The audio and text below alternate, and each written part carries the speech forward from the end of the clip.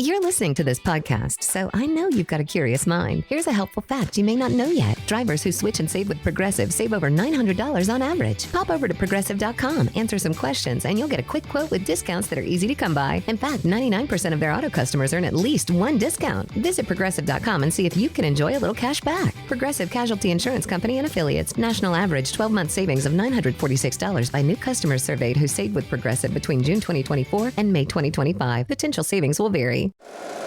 Every team, every topic, everywhere. This is Believe.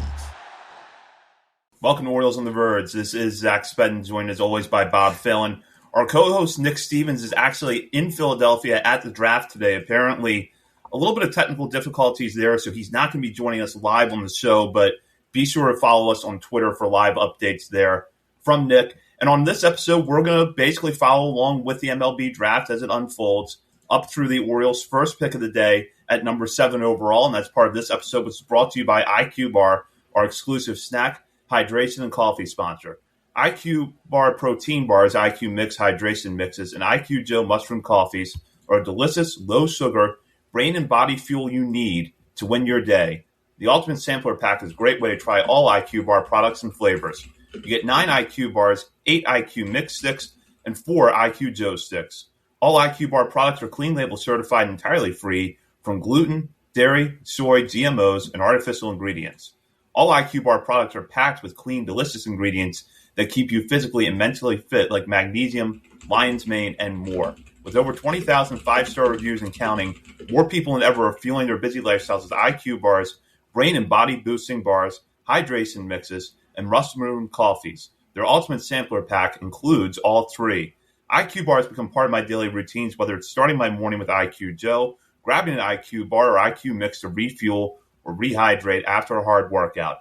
And right now, IQ Bar is offering our special podcast listeners 20% off all IQ Bar products, including the Ultimate Sampler Pack, plus free shipping. To get your 20% off, text MLB to 64,000. Text MLB to 64,000. That's MLB to 64,000. Message and data rates may apply. See terms for details. And after a long wait, here we are, one of our favorite days of the year, day 1 of the MLB draft. And Bob, it's good to keep this tradition of our live streams going. Yeah, and we have someone there live in person. That's a pretty cool moment for us as a podcast. But yeah, I wouldn't miss at least I don't know what MLB's doing exactly with the scheduling this year. It's not my favorite that they've ever done, a 1 p.m. on a Saturday when there's all this other stuff going on. I don't know why couldn't just make it like tomorrow night after the Futures game, but no matter what, I'm here for it. It's one of my favorite times of the year. No matter how good or bad the Orioles are doing, it's an exciting time to add talent into the system. So, yeah, glad to be here. Yeah, absolutely. And for us, it really kicks off a busy time of the year because, of course, we have the trade deadline coming up in a few weeks. And then after that, we're going to update our top 50, the public list, for the first time since February. So we're really looking forward to that. But, Bob, it's kind of been interesting to see the process. A lot of mock drafts coming out in the last few days. A different range of outcomes selected. In fact, I was looking at MLB Pipeline this morning. Jonathan Mayo and Jim Callis did their final mock draft, and the two of them could not agree on who the Orioles were going to select. And so you do have the sense there's a lot of things unsettled leading up to the number 7 pick. Jonathan Mayo had Jacob Lombard falling to the Orioles at number 7. And, of course, if you listened to our mock draft earlier this week, Nick and I selected Lombard with the Orioles' 7th pick in the draft. Jim Callis, meanwhile, has Drew Burress, the outfielder out of Georgia Tech, falling to number 7 and landing with the Orioles. Now, I would be thrilled with either one of those two guys coming into the farm system. But, Bob, what are your thoughts? Yeah, it definitely sounds like it's a little bit of chaos. There's no firm, set order even. I think even number 1 could be up in the air. At least maybe it's not anymore, but leading up to it, you've seen a lot of different ways that it's shaken out on all the mocks and all the different outlets. It seems like, if I can wrap my head around it, that it's between the Killer Bees is the last thing I heard. It seems to be the most specific. It's either Burris, Booth, or Bell for the Orioles. If Flores there, do they take him? If Lombard's there, do they take him? Derek Coryell, Jared Grindlinger, like these names are popping up. So honestly, I have no idea what the Orioles are going to do as usual. Yeah, and it's hard to tell at this point, and I believe we are, because I don't have the draft feed in front of me, but it looks like we are still waiting for the number one pick to come through. Yeah, I don't see it. I took the live stream off because you were glitching out on me, and I didn't know if it was me or you. Looks like Scott in the chat says your video feed was like a bad anime dub. So you seem fine to me now. So Scott, let us know if that's still the case. But yeah, I do not think number one has happened yet. From last I saw, it was between Rock Chalowski, who's been the favorite for a long time, Grady Emerson or Vaughn Lackey. We'll see. Maybe I'll try to get that back up and running here in a second. But yeah, I'm curious to see because Rock Chalowski, almost like Adley Rutschman the year he was number one, has been like rumored to be the guy for over a year, and we'll see if it stays that way all the way through. Yeah, and it's interesting because every year, basically right after the draft ends, there's already a number one pick anointed as the favorite for the following year. And a lot of times, those players never make it wire to wire. I remember one of the first drafts we covered, Kumar Rocker, was seen as a foregone conclusion to be the number one pick a year out from the 2021 draft. And of course, that ended up not happening. So it feels like more often than not, that's the case. But Chalowski at 1-1 would be interesting because he was the favorite this time last year to be the number one pick in the 2026 draft. That held all throughout the winter. And then as we got further into the spring, it started to feel like there was a little bit of wavering where the sense was that maybe it could be Grady Emerson at number one. Maybe it could be Vaughn Lackey.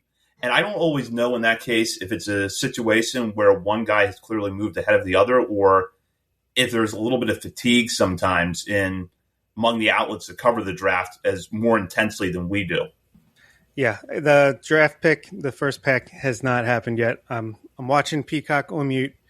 Again, way to go, MLB. Exclusive on Peacock for the first round of the draft on 1 p.m. on a Saturday afternoon. The first pick has not happened. Melanie Newman is at the desk with Jim Callis, and yeah, we'll keep you posted there. But I'm going to be honest, I didn't hear the question because I was trying to get that back up and running. I was just saying that it would be interesting if Emerson is the number one pick over Chalowski because it feels like the momentum has kind of been pointing towards Emerson being the number one pick, and I'm not always sure if it's a case where Emerson has just moved that far ahead of Chalowski or if there's a little bit of Chalowski fatigue among the outlets that cover the draft more intensely than we do. Yes. Yeah, no, that is a good point. Yeah, especially because, again, yeah, I'm not the huge draft guy. Nick is there in person. Hats off to him. That is really cool, especially for him as a guy who follows the draft so closely. But Grady Emerson, high school pick, maybe he's made some gains in the time since, the spring ball has happened. Maybe he's made some improvements in areas that scouts were checking off, and maybe he's passed Chalowski. I know he's right now rated number one on MLB.com's rankings. A lot of people, I think, like the talent or at least the ceiling better with Emerson, but it kind of reminds me of the Nationals when they took the outfielder who has not quite lived up to potential, who I'm skimping out on his name. Elijah Green. No, not Elijah Green. The next one. He's made it back this year. Oh, Dylan Cruz. Dylan Cruz, yes. It kind of reminds me of that, Dylan Cruz, when he was number one, because I think he was like a favorite for a while. Chalowski, it seems like still a really solid, obviously great prospect, but maybe the ceiling isn't quite as high as some of the high school picks, which tends to be the case anyway. Now, as we get closer to the Orioles making the seventh pick, and we're still a ways out from that right now, just with how the pace of the draft moves at, but what would kind of be the ideal scenario for you as far as how the board is going to unfold over the next few picks leading up to when the Orioles get to number 7?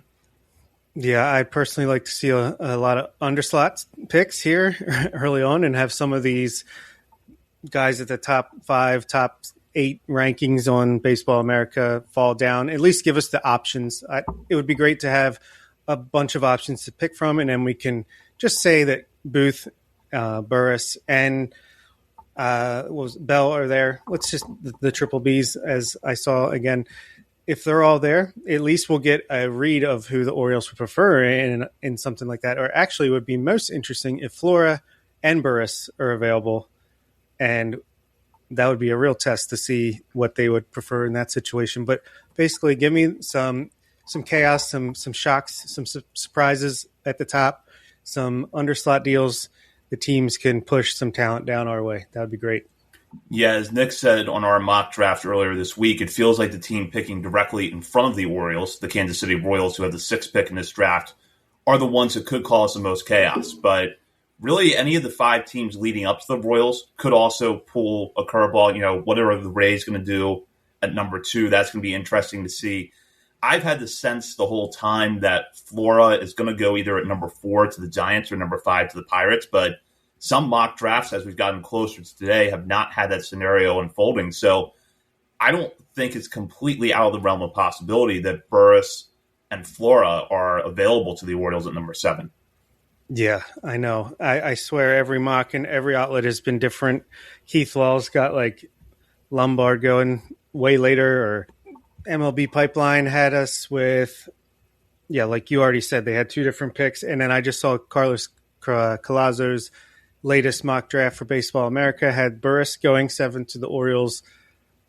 It sounds like we like Booth a lot. So if Eric Booth Jr. from Oak Grove High School is available, he might be the pick. But the Orioles are such a leak-proof, shutdown organization that it's really hard to get a good read on. I think more than anything, we just have to go off of past evidence of what they prefer in these types of situations. Yeah, and one point that I always come back to in our draft coverage is that in baseball, you're not going to you shouldn't draft based on positional need, because it's not like the NFL where you draft a guy and they're on your roster immediately. You got a development curve. It could be 2 or 3 years before your number 1 pick comes up to the major leagues. But in Burris and Booth, it would be a really convenient way for the Orioles to bolster their outfield depth, which has kind of thinned out in the last few years between graduations, trades, some guys stalling in their development because of injuries or lack of production at the higher levels. So if they could get one of those 2, immediately I think that player would be at least the best outfield prospect in the system and would have a case at knocking off our current number 1 in the system, Ike Iris. Yeah, I absolutely think that is very possible. I mean, there's definitely some ebbs and flows, especially, like you said, at the top of the system in outfield between Fabian and Trimble being hurt throughout, and Bradfield being hurt throughout the year at different times, Trimble especially. It's been tough going, watching a bunch of 4A depth pieces for the most part run out there and play the game. You got some guys that can pop off in the lower minors. Obviously, Ike Irish, great corner outfield prospect, first base prospect, more for the bat than the glove. So, yeah. But then infield-wise, if you can get a solid infield prospect, it's not like we have anyone that's other than Wahiwa Aloy and Aaron Estrada. You don't really have any. Basically, the position player depth could use some help. Not the depth exactly, but just like a top end type of prospect. It'll be nice to have. We've talked a lot about this year about how it's a great farm system as far as depth, as far as guys that could break out and become top 100 prospects, which I think we have seen with Joseph Jirwa and some pitchers. And Ike Irish, who has, I think, cracked the top 100 or 2. But you don't really have that Samuel Basallo or Gunnar Henderson, the guy that could be a top 25 prospect in relative little amount of time after being drafted. And it seems like we have a good chance to get one of those guys right here pretty soon. Yeah, I agree. And I'm glad you mentioned Jirwa, because I wanted to bring this up today because Jirwa is starting to get a lot of helium on national lists. He's starting to get into some top 100s. I saw this morning MLB Pipeline has added him to theirs. And that's certainly been a fun development to see over the course of the season, the way that Jirwa has pitched. But one of the reasons that I think it's a relevant discussion today is how the Orioles have approached their pitching development. And we're at a point now where the pitching depth is actually the strength of the farm system. So that's something to keep in mind, because I know that the discourse is probably going to be out there today if the Orioles don't draft a pitcher at number 7 about how they don't take chances early in the draft. Well, they are hitting on the later round picks. So that's something to keep in mind. Plus, once you get past Jackson Flora, the pitching depth really does drop off. I don't know that we'll see another pitcher go in the top 10. Yeah. How much upside does Flora have? We've heard that he's not exactly a Chase Burns, Paul Skeens type of talent where he could be in the majors within a year and superstar ace potential. Like how much – I'm very curious to see if the Orioles could squeeze more out of him as we've seen them do from guys down the rankings, down the rounds in the draft, like Joseph Giroux, JT Quinn, Caden Hunter. Would they be able to turn him into that type of upside guy, or at least close to it? Or do they think he's not going to be much better, as quite as much upside as someone we can get in a selection or two down the line? It's very interesting, but we've always been a big fan of the pitching development here, and I think we're really starting to see it shine the last few years with the pitching lab, and I guess it's the MedStar up here in Bel Air. Pitching lab seems to be doing a lot of work behind the scenes there, and I kind of just feel like it's working. Keep doing what you're doing, but if they do think that the upside of Flora is of an ace, then I think they would make that gamble. We'll see. Yeah, and I think the one thing that's really appealing about Flora is the fact that if everything clicks, he could be in the majors at the end of next season. So that's something that I know is going to be discussed regardless of where he ends up today, that the team that drafts him, as long as he stays healthy, could have a guy that contributes quickly. Yeah, no, that is a good point. I think Drew Burress could fly through the system as far as on the hitting side, and obviously I think Flora would, if Joseph Giroux is on track to be in AAA, if they really needed him probably in the majors this year, I think a guy like Flora could probably move just as quickly. One topic I wanted to ask you about today, because you weren't able to join us for our mock draft earlier in the week when we had Jacob Lombard as our selection at number 7. There's a lot of discourse around Lombard because he is such a high ceiling player, but there are questions about how the hit tool is going to work in pro ball. And a lot of Orioles fans, I think, still reeling from the Vance Honeycutt pick 2 years ago, seeing the concerns about the hit tool manifest themselves in a pretty bad way. With Lombard, though, would you have that concern that you draft him and you start to see some of the high ceiling promise right away, but then over time it becomes clear he's not going to be much more than a 220 hitter who's going to strike out a lot? Or do you think that because of his age and perhaps better strike zone judgment, I know one point has been brought up a lot with him, he doesn't necessarily chase a whole lot. Do you feel like that if they draft him, they can get the hit tool where it needs to be? I think if they draft him, they at least believe that they can get the hit tool where it needs to be, which I think, especially with the high school selections like we talked about, that is something. And again, I don't know if a guy like Nate George, Jaden LeRae, they targeted DJ Layton, who's flashing.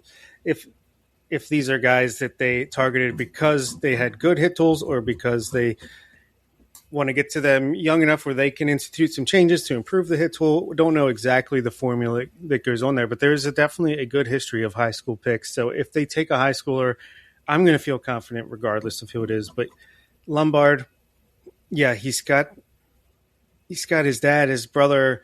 Like, I think there are signs that he could move past those concerns. It would definitely be like a little nerve-wracking because we've seen with Vance Honeycutt, who's essentially a bust, but he's an outlier as far as the swing and miss that he had as a college player. A lot of tools, obviously, Vance Honeycutt still has to be a viable major league player if things go right. But I think it depends. Lombard, his defense sounds like it's good. He doesn't chase. Maybe he could be like a Wahiwa Aloy, but with more room to grow as a high school draft pick. I would not be upset whatsoever if Lombard is the pick. But personally, for me, I'm moving away from him as far as like the guy I'm rooting for. I think I had it in the Discord, but I want Drew Burress, number one, would be my selection. Then Eric Booth, I think there are a lot of things that he does right that could help offset depending solely on the bat. He would probably be my number two. Then I think between Grindlinger, Bell, and Flora, like there's a lot to like about a lot of these guys up here. Or maybe there is a chance we go with like a Derek Coryell, save some money, and then try to make a splash with our second pick since we don't have quite as many picks as we have in recent drafts. You didn't start a business just to keep the lights on. You're here to sell more today than yesterday. You're here to win. Lucky for you, Shopify built the best converting checkout on the planet. Like the just one tapping, ridiculously fast acting, sky-high sales stacking, champion of checkouts. That's the good stuff right there. So if your business is in it to win it, win with Shopify. Start your free trial today at shopify.com/win. Yeah, and that is one thing to keep in mind, that there's, first of all, a smaller bonus pool than we've seen in recent years of the Orioles. They only have a little bit over $13 million for this, and then their next pick after number 7 is not until the mid-40s. So a long way to go, and I think that is going to affect the draft strategy a little bit, as I talked about the other night. If you get into a spot where, let's just say the board falls a certain way where Flora, Lombard, Booth, and Burris are all gone before you get to number 7, maybe then you start to have the conversation about, okay, does an underslot deal with somebody like Tyler Bell make sense? But otherwise, I think that you're not going to see an underslot deal at 7 because it just doesn't make sense with the way that the draft order falls, where you've got that sizable gap in between picks and with the shorter bonus pool. Yeah, like you said, we don't have quite as money. We didn't make that trade like we did last year to get the extra pick, the extra bonus money. And yeah, I don't think underslot makes a ton of sense unless the board breaks a specific way where they just, like you said, they have to kind of rethink things and push things down the line. There is a world, though, where you can save a little bit of money. From what I understand, it's a pretty deep draft. Especially after the top of the draft is always a separate thing, but it sounds like it's a pretty deep draft, talented for a lot of picks in the first 3-4 rounds. So hopefully they can make it work. Where I'm kind of curious what's going to happen with their second pick being all the way down at 46.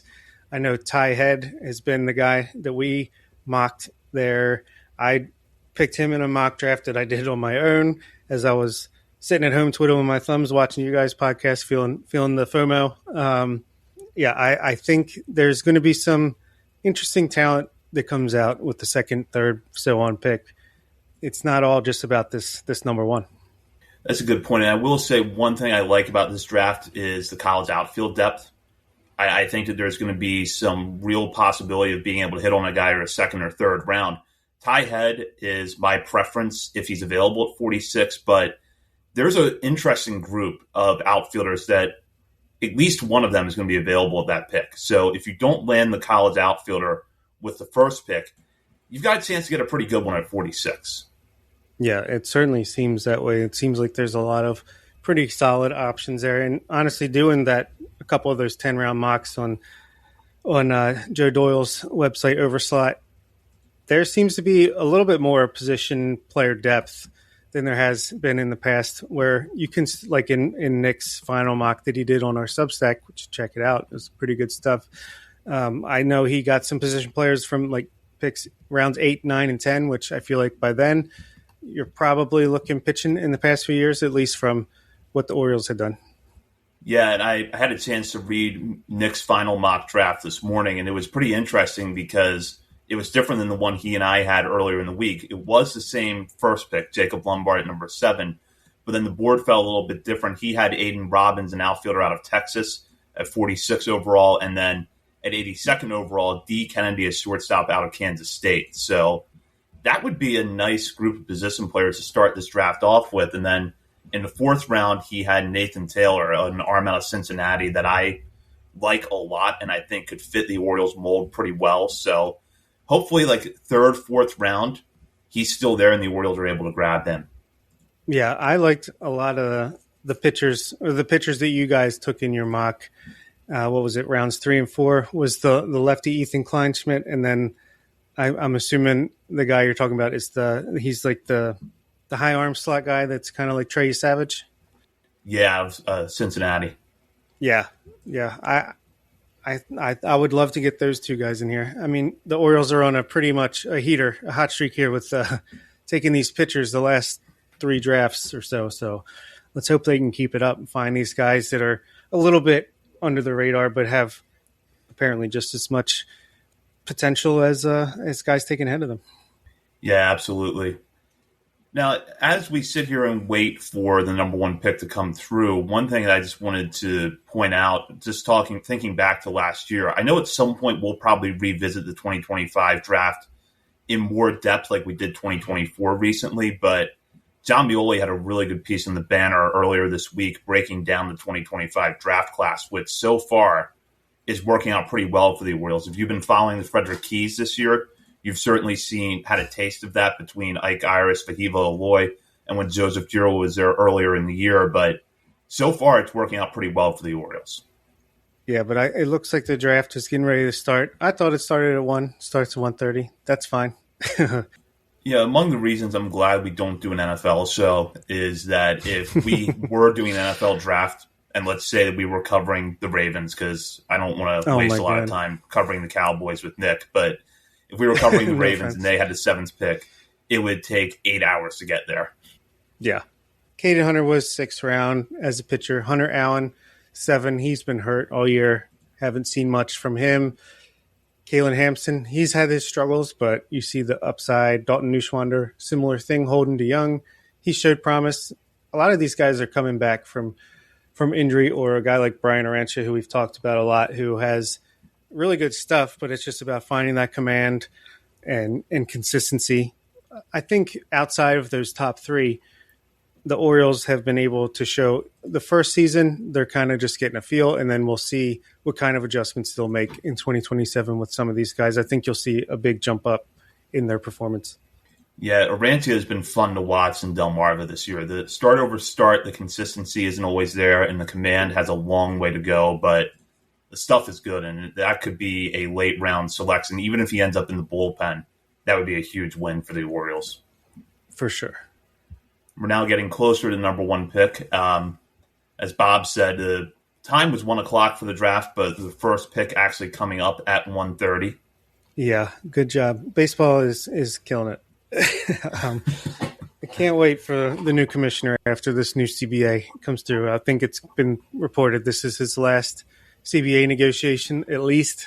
So it'll be, I mean, Manfred is the worst in a lot of ways, but got to give him credit, or maybe it's not even him that gets the credit, but there's been a lot of positive changes that baseball has made for the product on the field. But when it comes to PR and advertising the game, growing the game, I think we can do a little bit better, to say the least.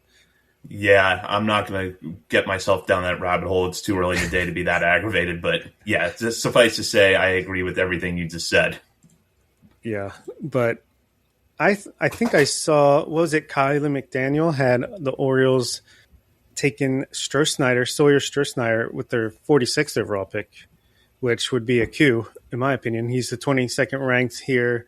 I think there were times earlier in this draft season that he was potential for the 7th overall pick. I know that's changed a lot since then, but I'm trying to remember who he had us taken with the 7th pick. But to get Strohsnyder with the 46th, that would be amazing. Yeah, that would be a really good scenario for the Orioles to have him fall there. Yeah, I'm just curious, how is it going to fall? Because I know Landon Tomey is a guy I've grabbed as an overslot pick later in the 3rd or 4th round. There's some guys have pulled out of this draft right before it starts. I've seen in the past hour or so. I wish this thing would start, though. It's 1:30, so hopefully we can get things moving now. And while we wait for the first pick, I'll just throw out a couple of plugs for our coverage. First off, we are going to have a draft tracker on Substack this year, oriolesontheverge.substack.com. That's going to be continually updated throughout the next few weeks, not just with the picks that the Orioles make in the draft, but also the signing process. The signing deadline for draft picks this year is Monday, July 27th at 5 p.m. Eastern. So between now and then, we'll be continually updating the tracker as new developments occur, including picks and signings, or perhaps some players that don't sign. And then on Monday night at our normal time, the three of us will get together and recap everything that happened in the draft after the 7th pick by the Orioles.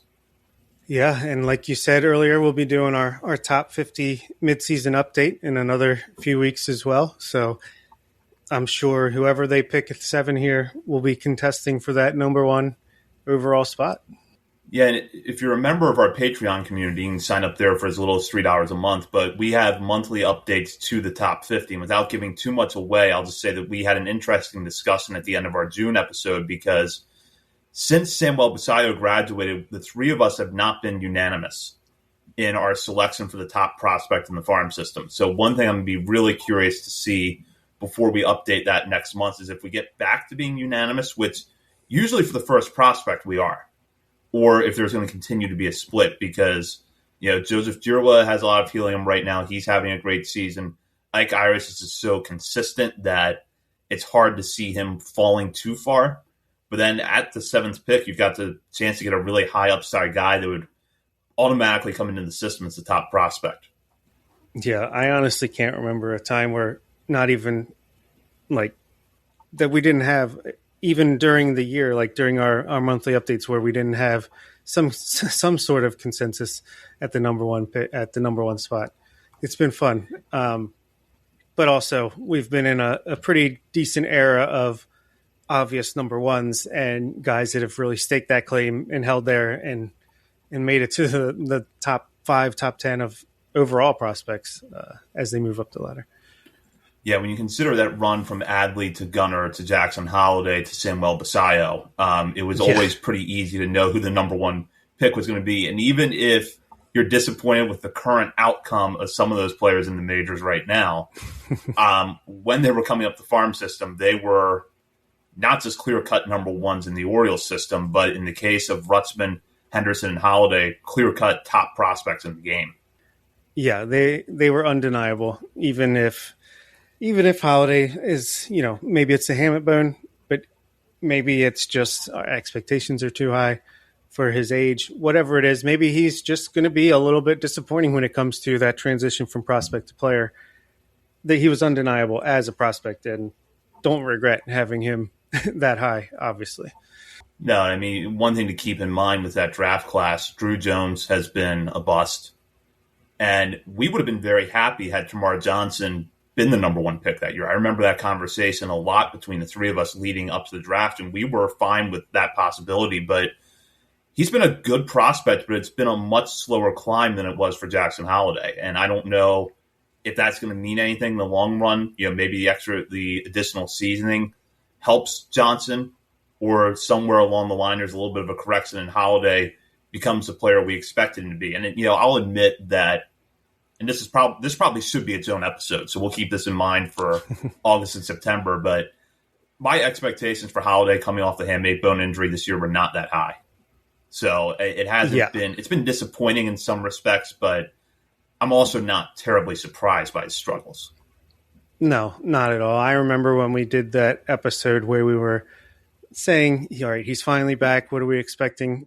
My take, and I think we all pretty much had similar thoughts, was with this hammock bone, the extended recovery and rehab, it just seemed like he was dealing with more pain than usual coming back from it. I was like, I'm not expecting the bump that I expected to see this season, the growth, the development. I'm kind of pushing those expectations back to 2027. I just want to see him get back, get healthy, get that playing time, and then in the second half start to make some gains, which I think that's pretty much what we've seen. I mean, he went 4 for 4 the other day. He came in late last night and walked in both plate appearances. He is walking more. I think it's just, yeah, I'm still a believer in Jackson Holliday, and a lot of the talent on this team, as frustrating as the Orioles have been. I think mostly it's Gunnar Henderson that his disappointing season, back-to-back basically disappointing seasons are not. I'm not going to put any one person to blame for the struggles that this team has had over the last couple of years, but it's certainly not helping. I think if he was living up to his MVP type of season that he had in 2023. I think it would kind of cover up a lot of these deficiencies that we've seen here. But even with that, I think he's on pace for a 3-4-win season. So bad Gunnar Henderson is still not a bad player overall. Yeah, that's a fair point. And one thing that I would point out, too, is that defensively, I think there's been some miscues here and there that maybe have frustrated people, but it's actually been pretty solid at shortstop this year. So I'm not, from that standpoint, I think that he's on the right track. It's just the bat has really not been the same since the end of the 24 season. And I think there's a variety of factors for that. It's not just one thing. But Andy Koska actually had a very good piece about it in the Banner recently talking about it. And one of the things that was noted in there is that he struggled with fastballs more this year than he has in the past. And to me, that should be fixable. But I know that's probably oversimplifying things. Also, we found out last year at the end of the season that he was dealing with some kind of shoulder thing that wasn't bad enough to put him on the IL, but it was enough to affect his power. Is there another lingering small injury that's affecting his ability to handle fastballs in the way that he has in the past? And teams are exploiting that. Again, this is a tight-lipped organization, and if we find out about it, it'll be when the season has already passed, but I'm not out on Gunnar Henderson by any stretch of the imagination. Obviously, we've seen, this is a true statement. I just saw Supergirl last night, and it looked like Jackson Holliday was in the suit at one point. But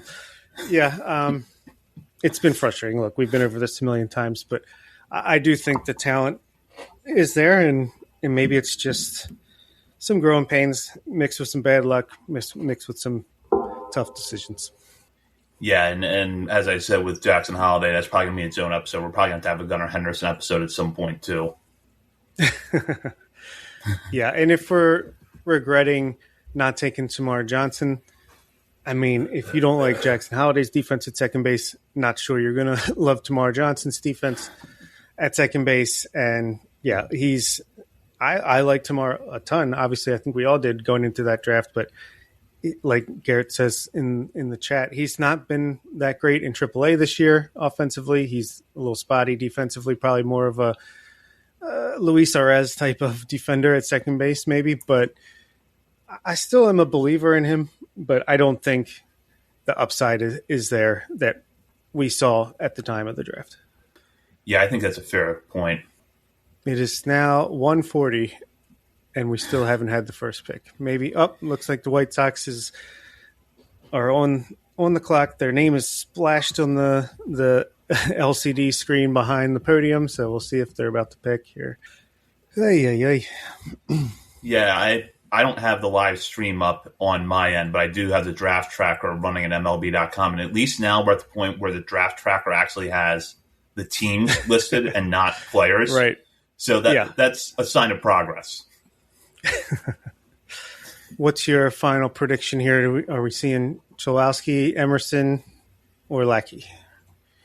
I'm going to go with Emerson. It just feels like most of the mock drafts for the last month or two have pointed to that. Pick is in. I think that Emerson goes 1-1.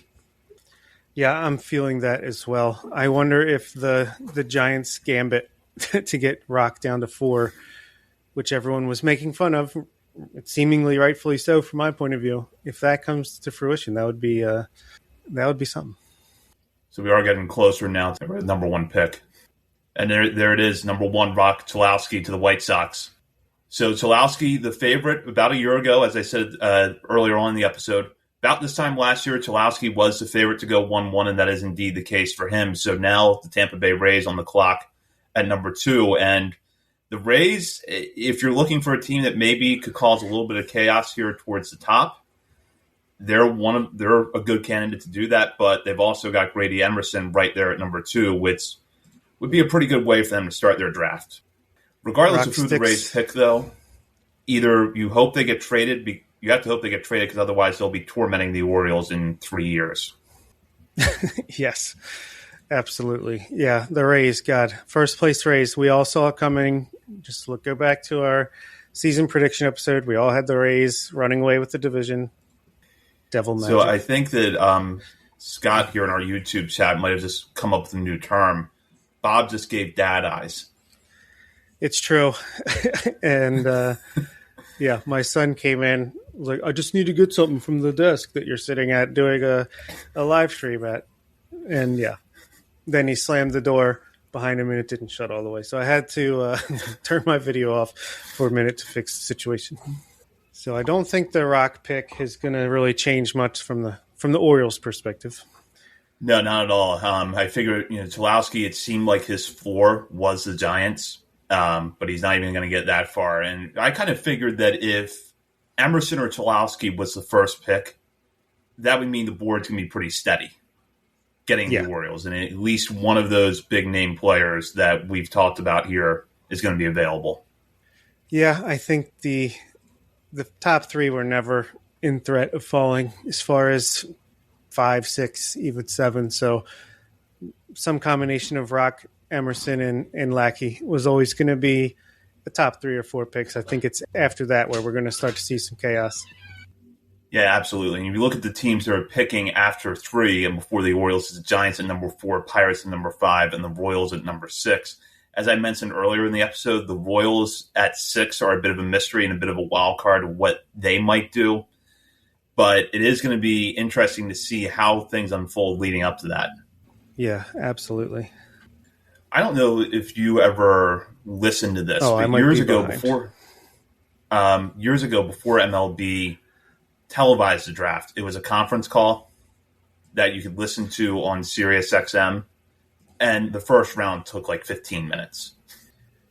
Yeah, I know. It was much more like the Rule 5 draft still is, where it's just like boom, boom, boom, boom. I think we've come a long way as far as presentation and I mean, it's a good stream. It's a good broadcast. I just wish they would handle it better as far as timing and stuff we've already talked about. But yeah, it looks like the Rays pick is in.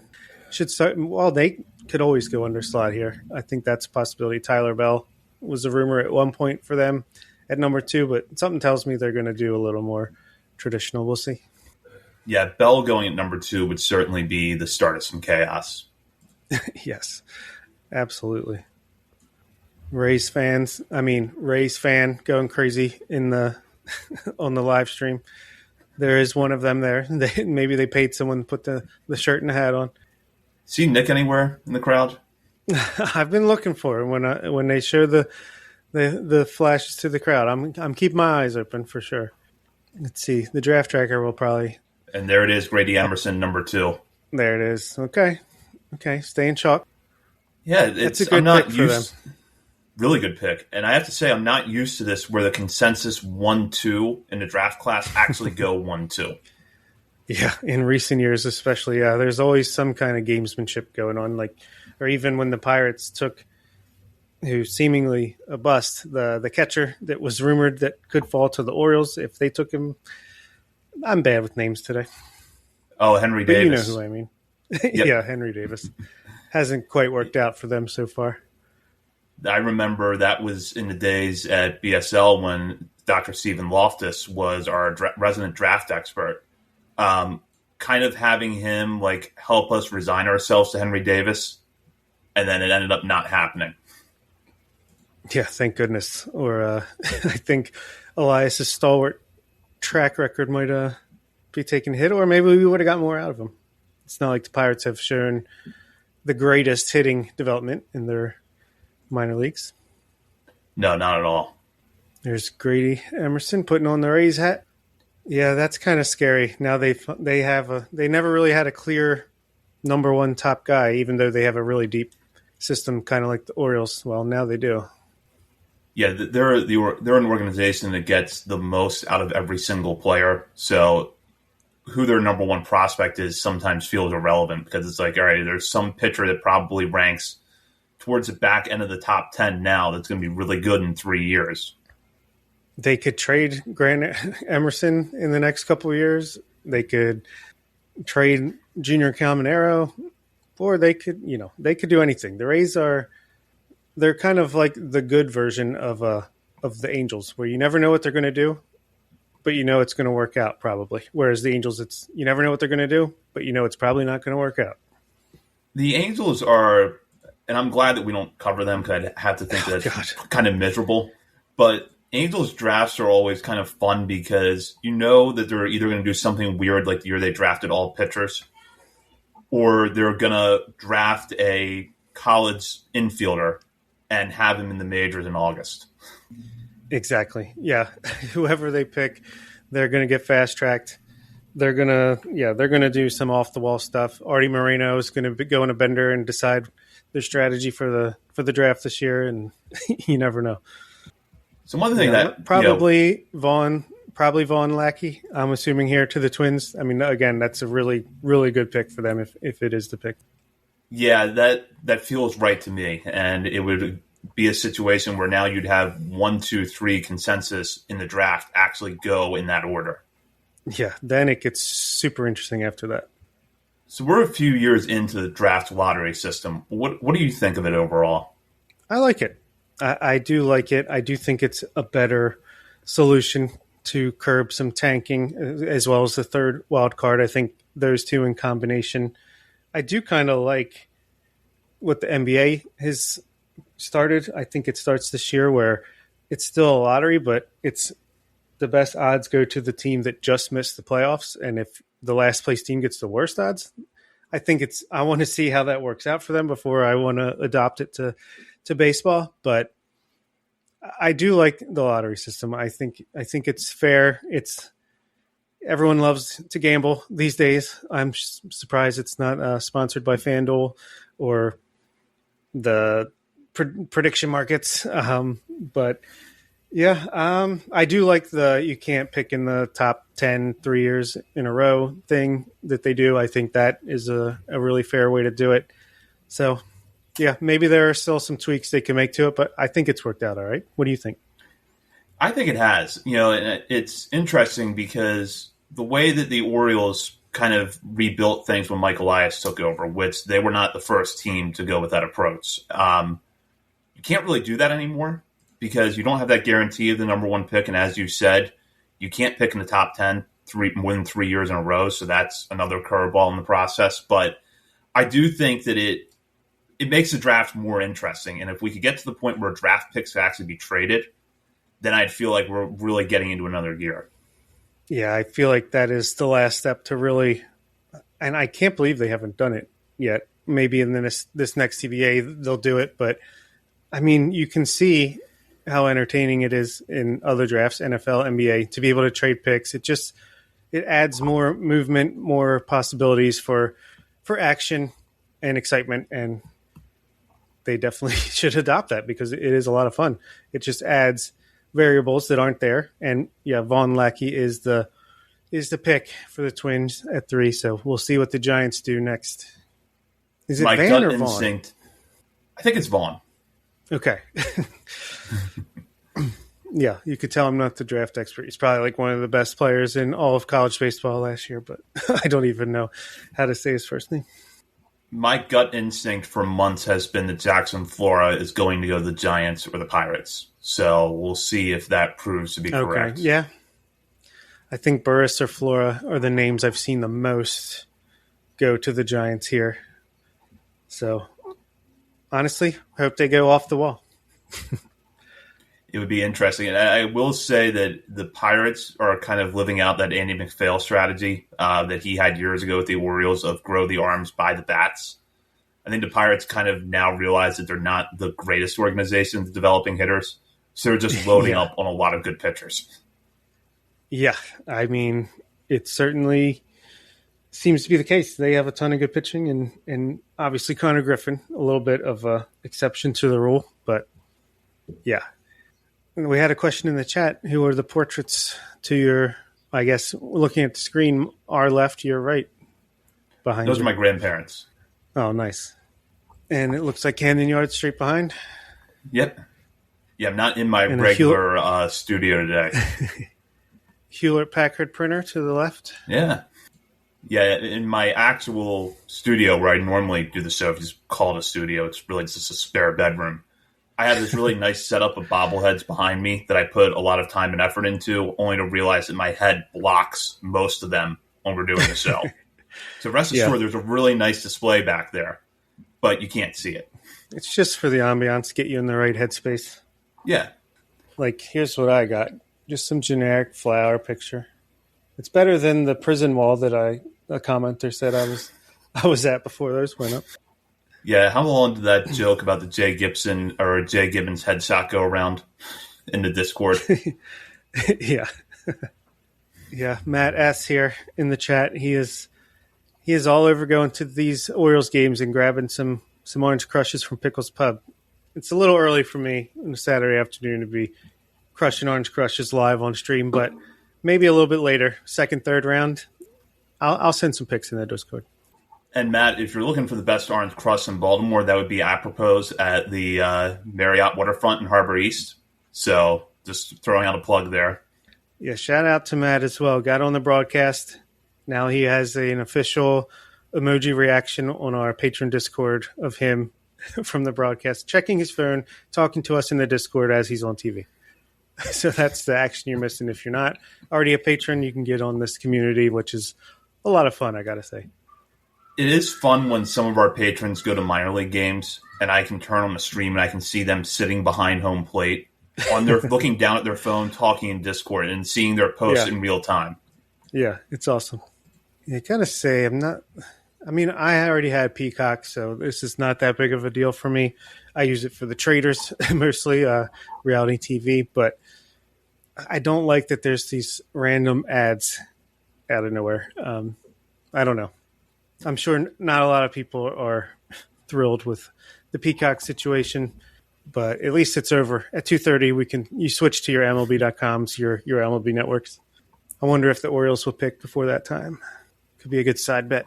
You get on the prediction market right now, and you can trade that. Absolutely. I'll just start making fun of those until they sponsor us. Right. They better pay pretty good if I'm going to accept their money. Yeah. I'm not. I can be bought. It's just going to cost a little bit extra. And on time, unlike a certain other major sports book that I won't name on air. Exactly. Giants on the clock. Very interesting organization. Feel like they're bordering on becoming like the National League's version of the Angels here soon if they don't get things in check between their manager situation, their general manager situation. And I thought they were in the right direction with. Oh, there you go. It will not be a pitcher coming to Baltimore. That's for sure. We know that much. Yeah, I agree with the Giants, and it's a shame because they were such a good organization for so long, and they've just kind of self-sabotaged over the last 3 years. Yeah, I don't know what's going on there, but when they had Farhan Zahidi, I thought they were going to be a team to be reckoned with the money they have at their disposal in the Bay Area, and unfortunately for them and their fans, it seems like it's gone the opposite way the last few years. Well, I think their ownership probably got restless looking at the Dodgers and Padres spending as much as they were. The Padres have, come down a little bit in the last few years, but the Dodgers just seemingly have an endless pot of money they can just spend how much they want whenever they want. And maybe that kind of rattled the Giants ownership a little bit. Very much could have. But yeah, it's a good point by Matthew in the draft who says at least one of Lombard, Burris, Booth, or Bell will be there because we're 3 picks away. So only 2 of those can go away, maybe even less if the Pirates or the Royals go under slot or unpredictable here. So I think we're going to feel pretty good regardless of who we get, unless it's just Justin LeBron out of nowhere. No, please don't. I mean, if the Orioles were picking, like, let's say they were picking 15th and Justin LeBron was a pick, that's a scenario where I could live with it. But at number 7, no. Yeah. No, thank you. Yeah, it kind of brings me back. I need to pay for Peacock Premium because this ad has been keeping me off the broadcast for like 3 minutes now. I haven't even, it's frustrating. Yeah, I learned everything I needed to learn about Peacock when I was watching Conclave, which is a great movie, and I paused it at one point, and a big Charmin Ultra ad pops up on the screen while it's paused. It's like, all right, this is way out of context. Yeah, hopefully they had enough Charmin while they were locked in there picking the new Pope in the movie. But yeah. Here we go. Pirates pick is in. it says on the screen. Let's find out who it is. If I'm doing a last-second guess, I'm going to say Lombard, but we'll see. I just wonder if they want to repeat the success of Connor Griffin potentially in Lombard. Yeah, it's a possibility. Plus, if you want a window post Skeens years, Lombard would be a nice player to build around then. That's true. Yeah, I can't imagine they're going to be able to re-sign Paul Skeens. I think they're going to have to hope Seth Hernandez takes his spot in the rotation. I'm sure they'll trade him before he gets too expensive, which is a sad state of affairs. But let's see. If the owners get their way in the next CBA, they could just sign him for 5 years, $125 million, no problem. Yeah. I'm not looking forward to the continued CBA negotiations. That's why I kind of hope the Orioles can find a way to crawl back into things so I don't have to just dread that for the last several months of the season. Yeah, I agree. If the pick is in, let's announce it. Come on. Drafts are fun, but maybe it was better if you don't. I feel like the less renowned a draft is, the better it is because it just moves faster. The more pomp and circumstance you put into it, it just drags it out so much. Here we go. Someone coming to the podium. It's Mr. Manfred. Derek Curiel. So there you go. Chaos is a miss. They go under slot, take at least according to MLB.com, the 12th ranked prospect at number 5. Now the Royals are up. Another team that has been rumored to potentially go under slot. A little unpredictable here. So looks like the Orioles could have their pick of the litter between Booth, Burris, and Lombard, Bell. So we'll get a test here. We'll see what the Orioles' preferences are in 2026.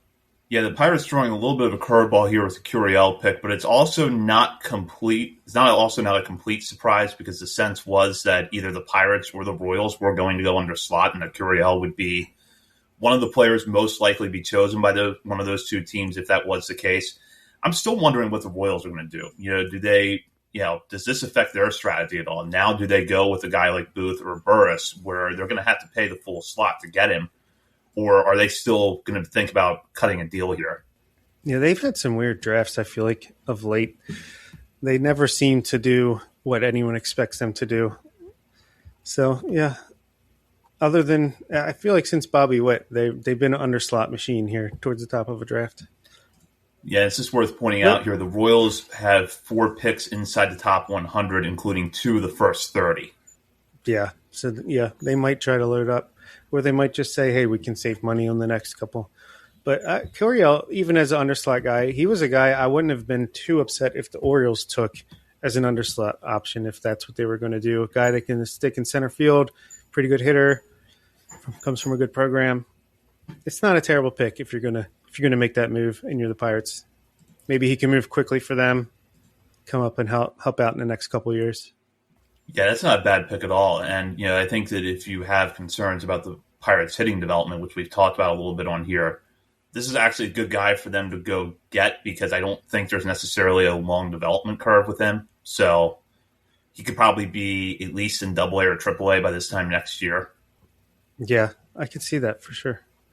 Oh, yeah, that's a good point by Vivek in the chat with that trade that just happened earlier this morning where they got rid of that extra pick, the comp pick they traded to the White Sox.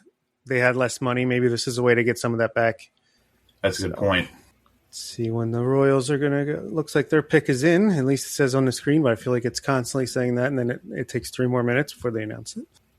$7.75 million slot for Kansas City at 6, $7.33 million slot value for the Orioles. But it sounds like unless you're going to take Lombard there, it's probably going to go for slightly below slot, no matter who it is. Yeah, Lombard's really the only guy that would max out either of those slots. Come to think of it, I don't know that there's a top 10 prospect in the draft this year that has more leverage than Lombard. Grady Emerson probably did, but you knew he was going to go so high. Lombard has a lot of leverage. Yeah, exactly. Yeah, even Emerson at 2, I doubt he's going to go over slot. I mean, I think I saw something that no matter who was number 1, they're not going to go even 2 slot. So it's always interesting how it works out with the money.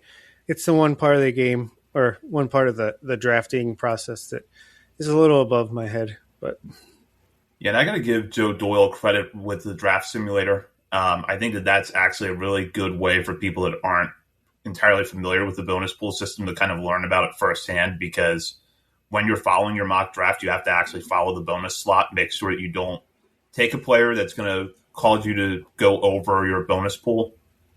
right. Zion Exactly. Rose, outfielder out of Louisville, goes to the Royals at number 6. Talk about under slot. Yeah, I did not see that one coming at all. I thought the Royals would go under slot, but Zion Rose was not the guy that I thought you would see there. So No, this board is falling very nicely for the Orioles. beautifully. They can take whoever they want. I mean, there's no one that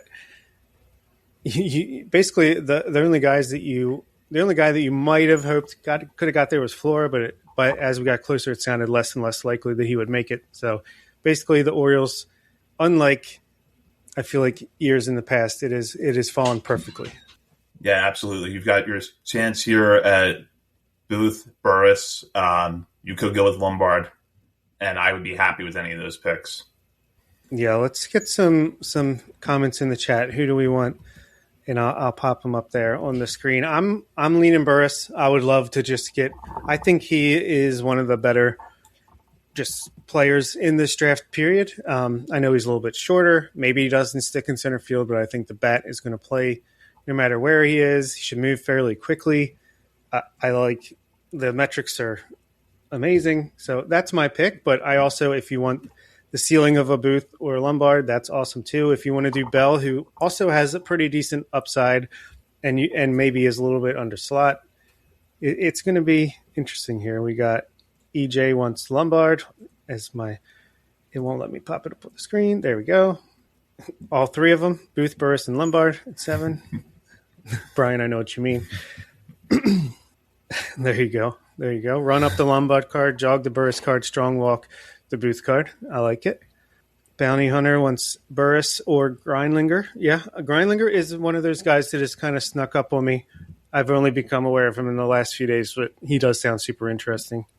Gary Brown wants Burris or Bell, the high floor, low risk. Totally get it after the 2024 draft. Pete Nice. Pete wants Booth. Howard wants Lombard.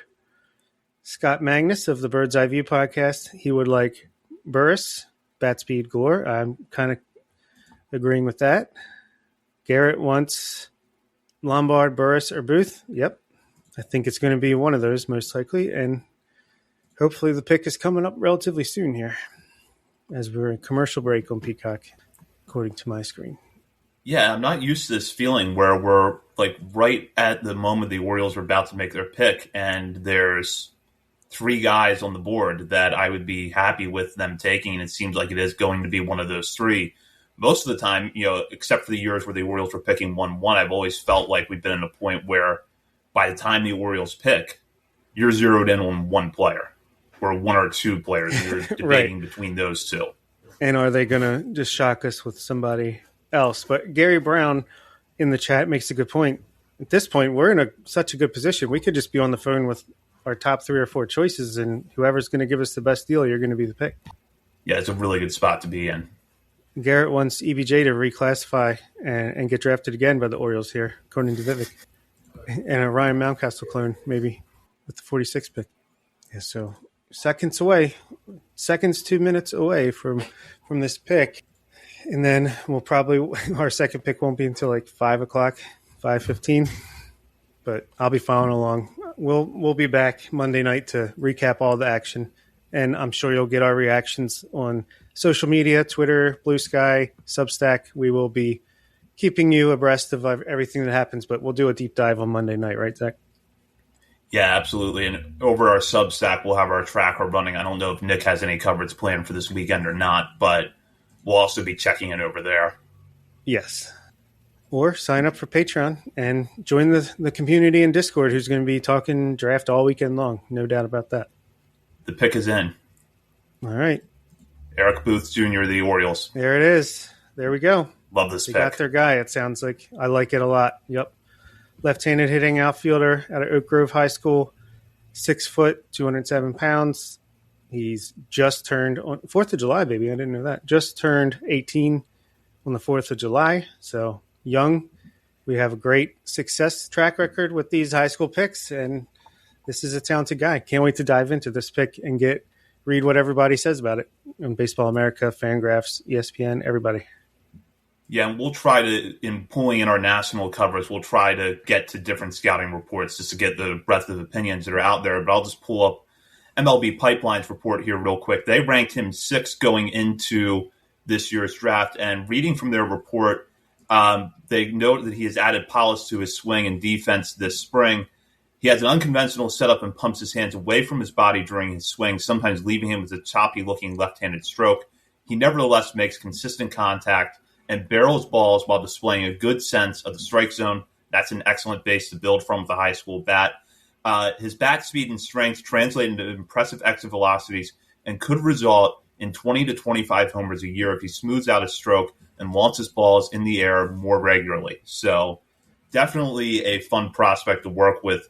The Orioles land here in Eric Booth Jr. out of Oak Grove High School in Mississippi, and hopefully he signs here in a few weeks and is in Delmarva by the time I get there in mid-August.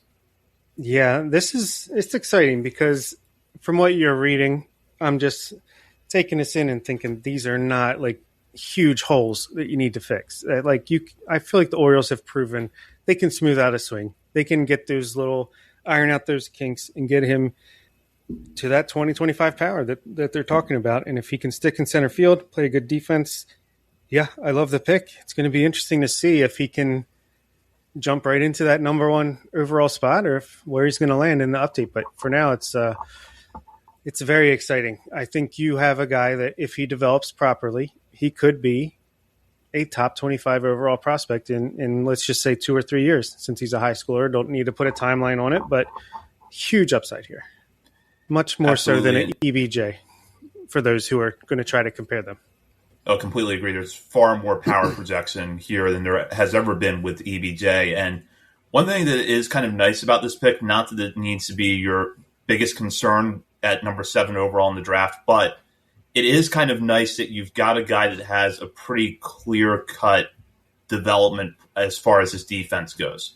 I don't think we're going to have a lot of questions about Booth's ability to stick up the middle and stick as a center fielder. So that's going to be fun.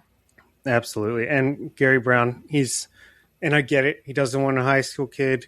We need help sooner rather than later in outfield. But I do think you're going to see that with the next pick or two. I think, like we talked about earlier on the stream, there's a lot of depth, especially in the college outfield class here.